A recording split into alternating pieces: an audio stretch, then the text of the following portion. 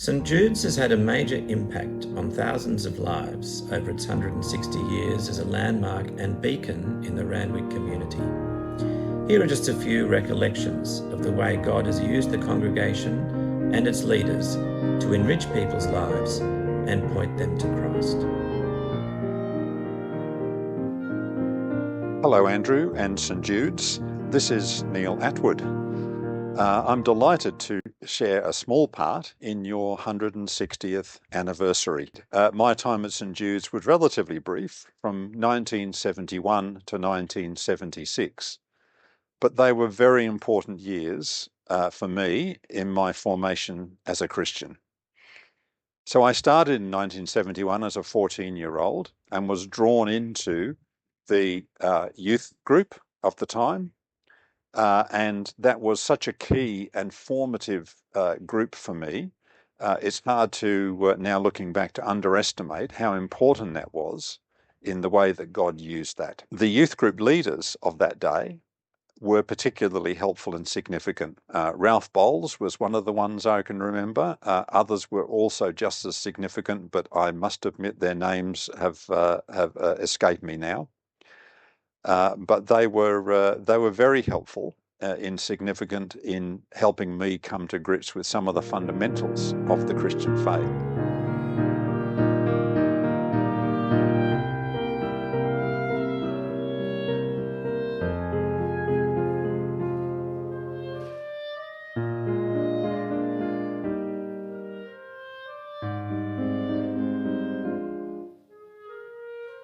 In my youth, and during the incumbencies of the Reverend Abrams and Johnson, I was an altar server. In Abrams's time, on most feast days and high days, liturgical processions were made in the church, doing a figure of 8.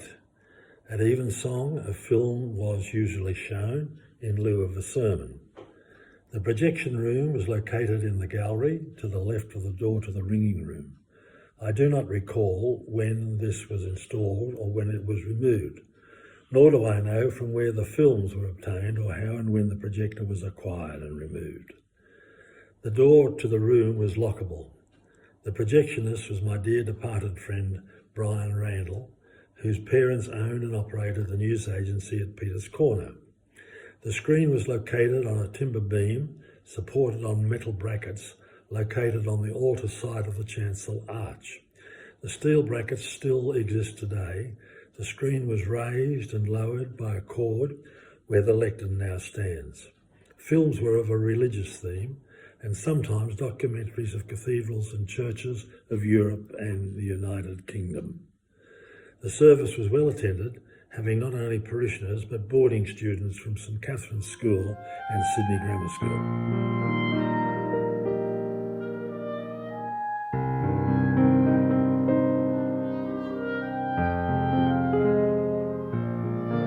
Well, I did go to Sunday school here. I was 5 years of age, and I didn't leave here, and then just went straight into a fellowship group that was formed here. We had a great big fellowship group at that stage, which was good. Yeah. And I was also singing in the choir after that as well. And Neville Thomas, he was the superintendent, called the superintendent of the Sunday school. Right.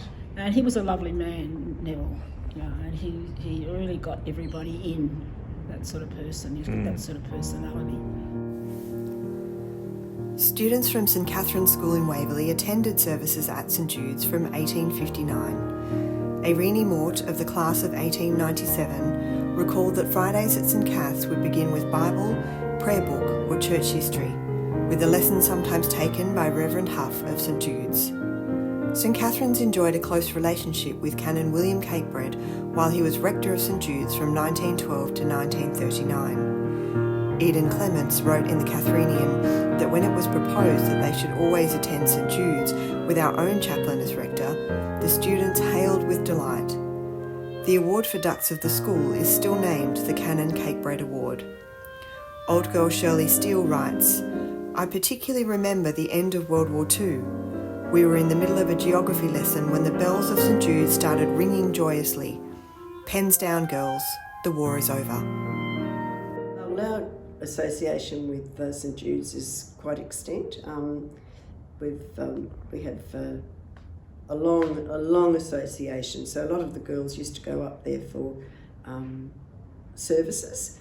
We would have a Thanksgiving service on St Catherine's Day on the 25th of November, and on the alternate years of our big celebrations, St Jude's was the place that we held those services, and the girls would actually learn to sing. We had orchestra, so the music department was very involved, and I just remember my girls going up there with the music teachers and with the whole school. It was a whole school ceremony.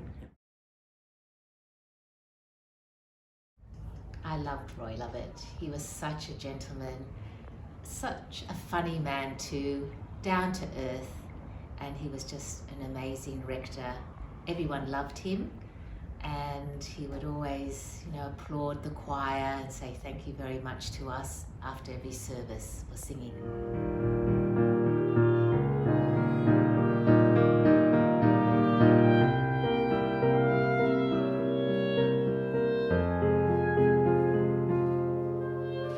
I'm Jim Robinson, and I joined St Jude's as a legacy ward in 1965 at age 17, some 60 years ago. Others, no doubt, will tell you about the marvellous facilities and glorious music that was there at the time, but I'd rather talk about what I found in the congregation at St Jude's. I found in it a supportive community after being functionally orphaned, having lost my father and arranged for my mother's long-term treatment in a psychiatric hospital all in my 17th year. For me, St Jude's became a safe haven while I lived at the Legacy Hostel at the top of Coogee Bay Road. I was welcomed into a diverse congregation, mentored by Dr. Johnson, and I was also mentored there by Rob MacDonald, the curate. I felt embraced by the community. Appointed as a fellowship leader, my future was then shaped by biblical teachings and experiences under the watchful eye of Rob MacDonald. My experience at St Jude's was pivotal, providing a firmer foundation for following Jesus. At nearly 80, I have never regretted making the decision to follow a Saviour who has never left me and my wife Colleen of 57 years.